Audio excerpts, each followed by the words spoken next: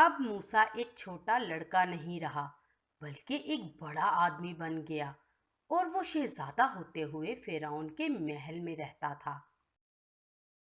لیکن اس کے باوجود وہ کبھی نہیں بھولا کہ وہ اسرائیلی قوم کا ہے۔ ایک دن وہ اپنے اسرائیلی بھائیوں کا حال دیکھنے گیا۔ اس نے دیکھا کہ ان کو غلاموں کی طرح بہت سخت کام کرنے پر مجبور کیا جا رہا ہے۔ ان کا بہت برا حال تھا۔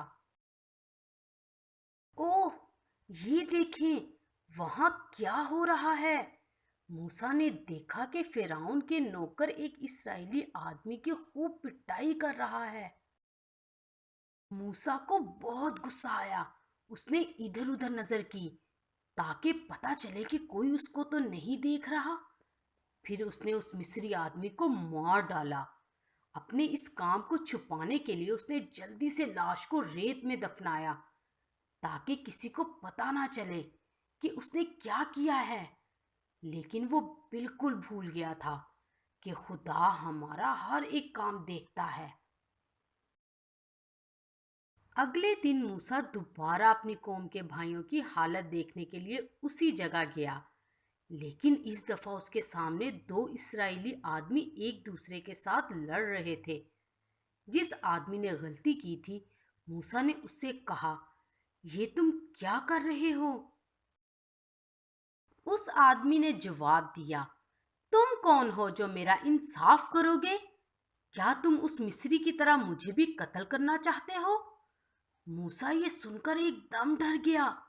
اوہ، وہ سوچنے لگا، اگر ان آدمیوں کو معلوم ہے کہ کل میں نے کیا کیا تو یہ خبر بہت جلد فرعون تک پہنچے گی۔ اس لیے اب میں مصر میں تو نہیں رہ سکوں گا۔ وہ جانتا تھا کہ اپنی جان بچانے کے لیے اسے ملک سے بھاگنا ہوگا۔ اور بالکل ایسا ہی ہوا۔ جب فرعون نے سنا کہ موسیٰ نے کیا کیا تھا تو اس نے اپنے سپاہیوں کو حکم دیا کہ وہ موسیٰ کو مار ڈالے، لیکن موسیٰ ان کے ہاتھوں میں نہیں آیا کیونکہ وہ مدیان کے ملک کو بھاگ چکا تھا۔ اب موسیٰ ایک اجنبی ملک میں کنویں کے پاس اکیلا بیٹھا ہوا تھا۔ اس کا خیال تھا کہ وہ خود اپنے لوگوں کو اس مشکل زندگی سے بچا سکتا ہے، لیکن کیا اس مصری آدمی کو مار ڈالنے سے وہ اسی کوشش میں کامیاب ہوا؟ بالکل نہیں۔ آپ دیکھ سکتے ہیں کہ جب ہم ایسا کام کرتے ہیں جو خدا کی مرضی کے مطابق نہیں تو اس کا نتیجہ اچھا نہیں ہوتا۔ موسیٰ نے یہ معاملہ خداوند کے ہاتھ میں کیوں نہیں چھوڑا؟ وہی اپنے لوگوں کو ان کی مشکلات سے بچا سکتا ہے۔ ابھی آپ یہ دیکھیں، 7 لڑکیاں اپنی بھیڑ بکریاں لے کر کنویں کے پاس آ رہی ہیں۔ وہ اپنے ریوڑ کو پانی پلانا چاہتی ہیں، لیکن اس کے بعد کچھ اور چرواہے وہاں پہنچ گئے۔ ان آدمیوں نے لڑکیوں سے کہا، ہم پہلے اپنے جانوروں کو پانی دیں گے، تم یہاں سے چلی جاؤ۔ لیکن موسیٰ نے لڑکیوں کے حق میں کہا، نہیں، لڑکیاں پہلے یہاں آئی تھیں۔ اس نے دوسرے چرواہوں کو بھگا دیا اور جانوروں کو پانی دینے میں لڑکیوں کی مدد کی۔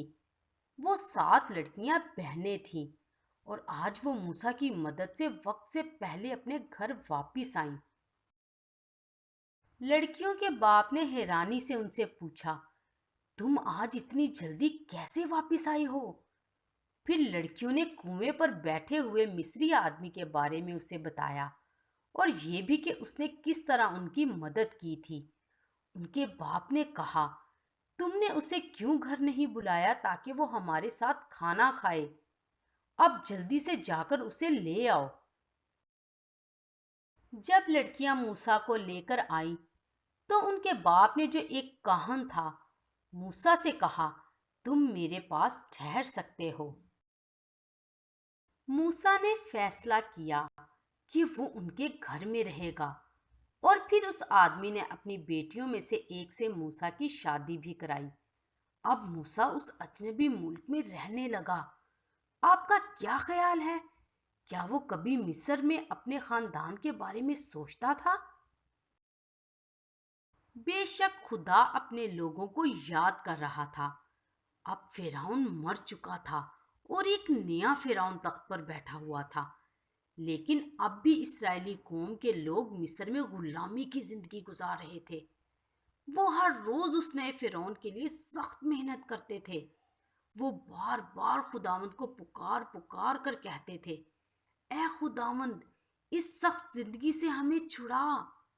خداوند ہمیشہ اپنے لوگوں کی دعائیں سنتا ہے اور وہ اپنے ہی وقت پر جواب دیتا ہے۔ وہ اپنے وعدوں کو کبھی نہیں بھولتا۔ کیا آپ کو وہ وعدے یاد ہیں جو خداوند نے ابراہم، اسحاق اور یعقوب سے کیے تھے؟ اس نے وعدہ کیا تھا کہ اس کے لوگ دوبارہ وعدہ کیے ہوئے ملک میں جا کر رہیں گے۔ لیکن اب خدا کا موسیٰ کے لیے کیا ارادہ ہوگا؟ کیونکہ اس وقت وہ صرف اس ریگستانی علاقے میں اپنے سسر کی بھیڑ بکریاں چرانے والا بن گیا تھا۔